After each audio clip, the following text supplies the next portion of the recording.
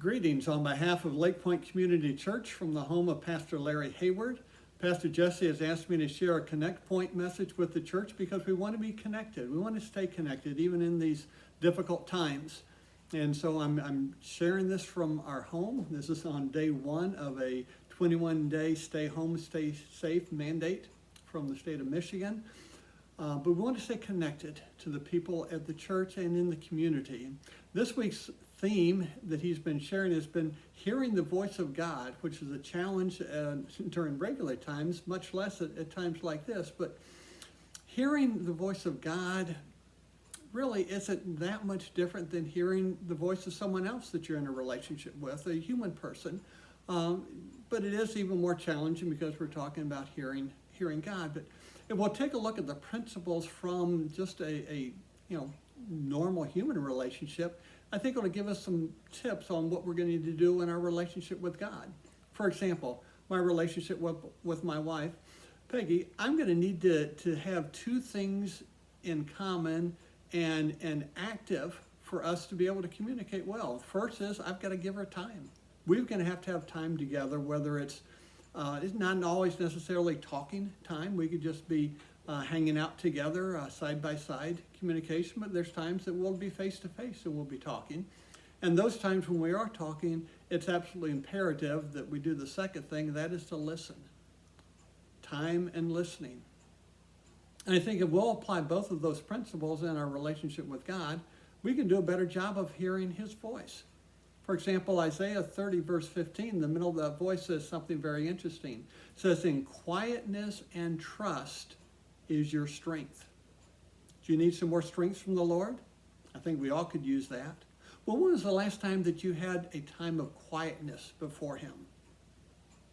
I'm talking close your eyes, turn off your mind, quiet. I'm not talking about any music in the background or any Bible reading. Nothing wrong with Bible reading. Nothing wrong with prayer time. But I'm talking about quiet, as in quiet. Now, this is a real easy, simple principle to understand, but like most everything else with our walk with God, it's hard to do. It's difficult. But I encourage you, would you give God some time this week to get quiet before him? Why don't you accept this challenge? 10 minutes a day for a week. I'll even give you one day off, just an hour over the next week, that you'll have some quiet time before God. And there's two things that you can have with you that'll make it easier. One is the timer. That way you can turn the timer on and close your eyes. You don't have to worry about if the time's up yet.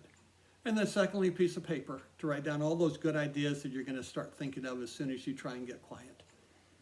And then just try and turn your mind off and get quiet. And just sit still before God. Sometimes we just get too busy to sit before God. And then when the timer goes off and that time's done, stay quiet, but this time ask God to talk with you. If you have a question you'd like to ask him, go ahead and ask him. But if you don't have anything in particular to ask him, then simply say, God, is there anything that you'd like to tell me? And then just listen. You probably won't hear an audible voice. I never have. And yet, most of the time that God talks to me, it's just in a quiet voice on the inside. Anything that he says to you is going to line up with scriptural principles.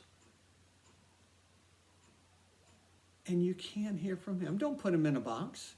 You might not hear anything right then. That's fine. But as you leave that time, why not leave with the attitude of, God, I want to be willing to listen to you all day long. Anytime you want to talk with me, you go right ahead. And I'll listen. Hearing the voice of God, you can do it. Even though it'll take some work. I'd like to encourage the church with one other thought before we close today, and that is this. I've said for a lot of time that spiritual growth for an individual has more to do with what that individual does Monday through Saturday than it does what happens on Sunday morning. I believe the same is true in the life of a church. Spiritual growth for a church depends more on what we do Monday through Saturday as a church than what happens on Sunday mornings. Now, we're not able to meet right now together on Sunday mornings for a church service, but that doesn't mean that we stop being the church. You've got a lot of relationships in your life, people that God has brought in your path, both in the church and in the community. I encourage you to maintain contact with them, call them, reach out to them. People that God puts on your heart, pray for them, and then give them a call, let them know that you're praying for them. Do you know some people that are at risk, either due to their age or due to some underlying physical conditions? Give them a call. Touch base with them. Let them know that they're not alone, that you're thinking about them, praying for them. If you're healthy, volunteer to run some errands for them, picking up prescriptions or even groceries. Let's be the church. Let's do things to reach out into the community and reach out to other people in the church, to be a blessing to them. You know, this is a temporary situation. There will be a time that it'll be done. And I would love for the community and the people in the church to say, you know what? The people at Lake Point Church, they kept reaching out. They kept active. They reached out to me. They talked with me. They did things for me. Let's be the church. This coronavirus, it's big. It's affecting the world in ways that I've never seen it in my lifetime. But as big as it is, it's not bigger than our God. And greater is he that's in you, that's he that's in the world. So be blessed, be safe, stay at home, and be the church. God bless you.